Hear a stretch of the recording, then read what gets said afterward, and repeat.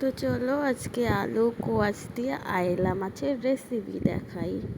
আমাদের এখানে এটাকে আইলা মাছ বলে, তোমাদের ওখানে কি মাছ বলে কমেন্টে জানাও। তো প্রথমে লবণ হলুদ দিয়ে মাছটাকে মাখিয়ে নেব, তেল গরম বসিয়ে দেব। আলু কোয়াশ সব কাটাকুটি করে নিয়েছি, তেল গরম হয়ে গেছে, এবার মাছগুলো সব ভেজে তুলে নিলাম। ওই তেলেই একটু জিরে ফোড়ন দিয়ে কোয়াশ আলু দিয়ে দিলাম। তো প্রথমেই হলুদ গুঁড়ো, লঙ্কা গুঁড়ো, গরম মশলা গুঁড়ো, লবণ দিয়ে দিলাম।